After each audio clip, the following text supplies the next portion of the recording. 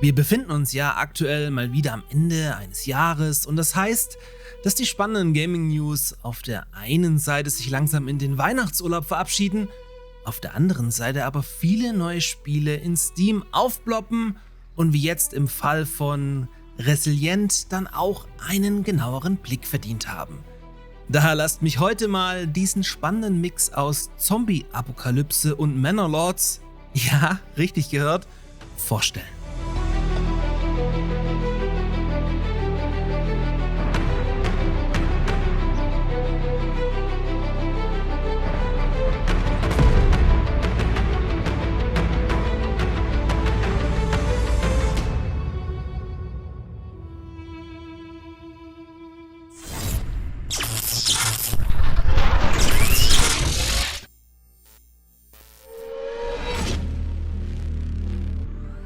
Dieses Video wird euch von meinem Dauerpartner Instant Gaming präsentiert, bei welchem ihr in der Regel alle Videospiele zum Teil deutlich günstiger bekommt als über Steam und Co. direkt. Einen Haken gibt's dabei tatsächlich keinen, denn ich nutze das selbst schon seit über einem Jahr ohne Probleme. Als empfehlenswertes Beispiel habe ich euch mal Age of Empires rausgesucht. Das kostet in seiner Definitive Edition auf Steam aktuell 19 €, hingegen bei Instant Gaming aktuell nur 1,86 €. Okay, da kommt noch Mehrwertsteuer drauf, also ca. 2,20 €. Ihr seht also, vergleichen lohnt sich immer. Zudem unterstützt ihr mit einem Kauf über meinen Partnerlink zusätzlich diesen Kanal hier, damit ich euch jetzt das spannend klingende Resilient vorstellen kann.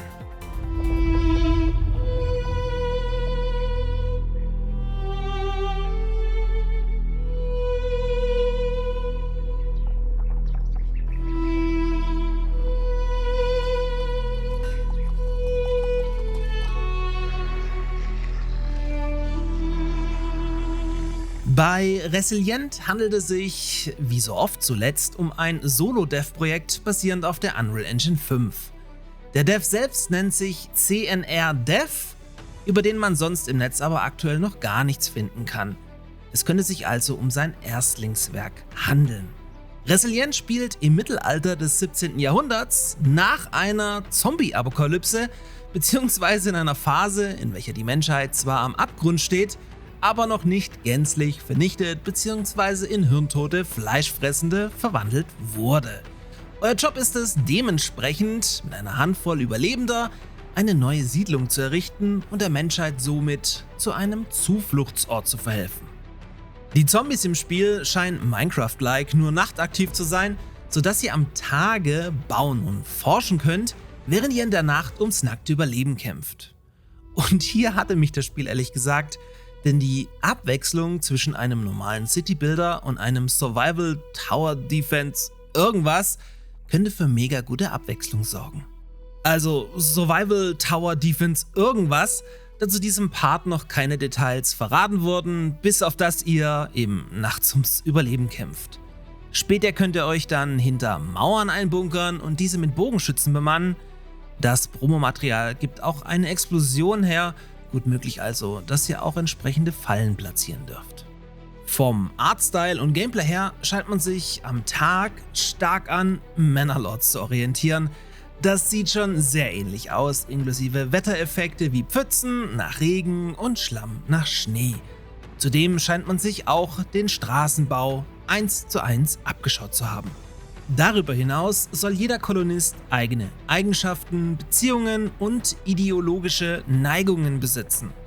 Neben dem Siedlungsbau am Tag soll er dann auch Späher ausschicken können, um Kontakt zu weiteren Kolonien aufzubauen, um später handeln zu können. Hinzu kommen erforschbare Ruinen und eine Politik- und Ideologiemechanik. Also, sehr viel Holz für einen Solo-Dev, der übrigens schon im kommenden Jahr eine Demo anbieten möchte, weswegen man etwas skeptisch sein muss. Und jetzt kommen wir zum Haken. Vieles im ersten Trailer sieht einfach nicht echt aus. So ist der Wegebau, das Platzieren von Gebäuden, das Ziehen von Feldern und auch der Mauerbau sicher so noch nicht im Spiel implementiert, sondern maximal für den Trailer so hingebastelt. Ich mag mich täuschen, aber sowas haben wir in der Vergangenheit schon öfter gesehen und dann ist in aller Regel nie ein fertiges Spiel daraus geworden.